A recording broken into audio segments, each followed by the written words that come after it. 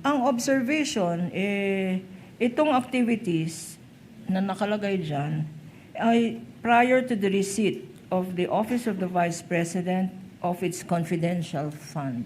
Ito ba ay kino-confirm mo? Yes po, kasi yung cash advance po for 2022 po is for the period December 21 to 31, 2022. At kailan na tinanggap ang cash advance? December 21 po ang start. Okay. Hindi ba ang ibig sabihin ng liquidation report, sinasabi mo kung ano yung mga pinaggamitan mo ng cash advance? Tama ba yan? Opo, tama po. Okay.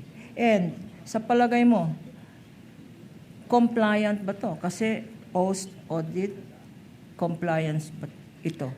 Based po sa Basta- document, Yeah. based po sa document na to, hindi po napakita dito na yung proof of success of the information gathering at may mga activities din po dito na from December 13, 15, 17, 18 na hindi po sakop doon sa period of utilization ng cash advance which is for December 21, 31, 2022. So you mentioned a joint circular? Meron ka bang anong pinagbasihan mo kung bakit violation ito? Under po kasi sa Joint Circular 2015-01, kapag po ginamit ang confidential fund sa payment of rewards, subject po ito sa 3 conditions. Ano yung mga condition na yan? First po, it should be approved by the head of agency. Pangalawa po, it should be supported with documents evidencing success of the information gathering and or surveillance activities on account of the information given by the informer.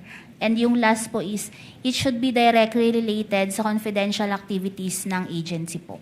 Okay, so ano dyan sa requirements ang sinasabi mo hindi sinunod ng Office of the Vice President? Ito po kasing listahan na to, sinabit nila as proof of success of information gathering to support the payment of rewards. Pero based po sa documents na to, hindi po namin nakita yung particular accomplishment. Okay, nakalagay sa dokumento examples ng activities ng Office of the Vice President for the confidential funds.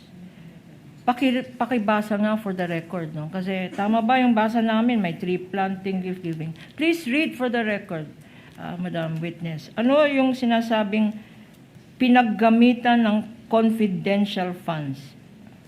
Dito po sa December 13, 2022, Department of Education 2022 Partners Appreciation Night in Mandaluyong City, Metro Manila. December 15 night. Sandali. Appreciation night. Opo. Sa pagkaintindi mo, confidential activity ba yan? O nasa listahan ba yan Your Honor. ng confidential activities base sa joint circular? Based po dun sa enumeration kung saan gagamitin ang confidential fund, hindi po ito nakasama doon. Basahin mo pa yung iba. So hindi. Ano pa yung iba? December 15, 2022, Knights of Rizal Supreme Council, 60th year of the Institute in Baguio City, Youth Campaign on Patriotism. Meron din po Compliant ba to sa listahan?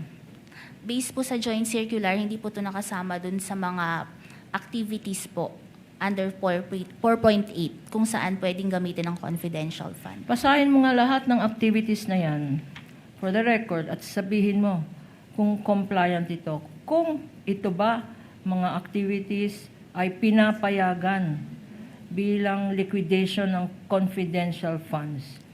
Meron po dito December 17, 2022, Christmas activity in Happy Land, Tondo, Manila. Christmas activity and exploration meeting of Extension Office Barangay 101 in Tondo, Manila. Consultation with Barangay Chairman ng Manila in Manila. Pasasalamat and update meeting TODA in Barangay Batasan Hills, Quezon City. May mga activity po dito.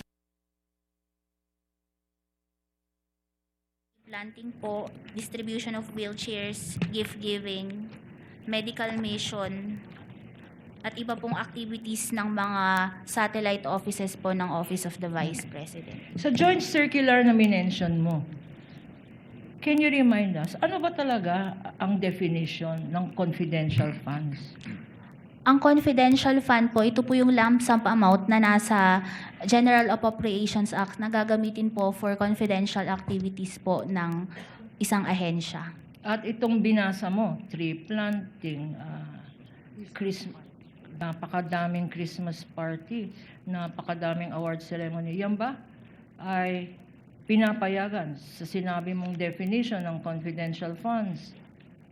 Hindi po. Hindi po. With the indulgence of Your counsel. Honor, please. With the indulgence of counsel. Ms. Eileen, maliban sa hindi pinapayagan o pasok sa pwedeng paggastusan ng confidential fund yung mga binasa po ninyo, yung gastos ay ginawa rin bago na encash yung cheque. Kung based po sa document na ito, meron po kasing activities dito na from December 13 to 18 na hindi po sakop dun sa period of utilization based Apo, sa accomplishment so labas doon. report. Labas Opo. doon. So hindi posibleng gamitin yung perang na-release ng 21 para i-reimburse yun kung tama man yung pinagastusan.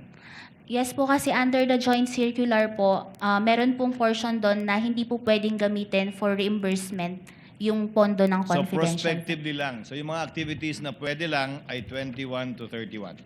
Opo, tama po. You may proceed, counsel.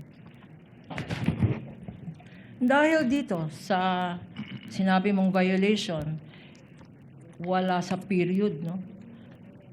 Yung, as observed by the Honorable Presiding Officer.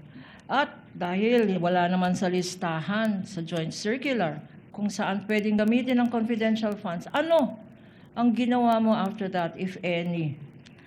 After po evaluating the response ng OBP at saka po yung mga attachments neto, ako po ay nag-draft ng Notice of Disallowance at isinabit ko po ito sa aking Division Chief for her review.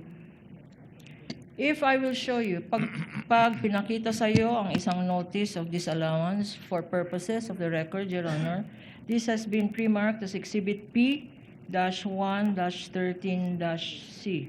Would you be able to identify it? Opo. Showing to you, Attorney De La Cruz will show it to you.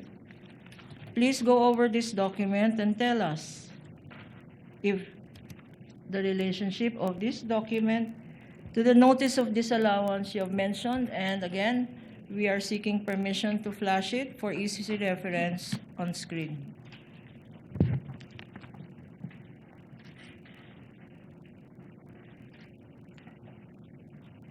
Opo, yun po yung same copy ng notice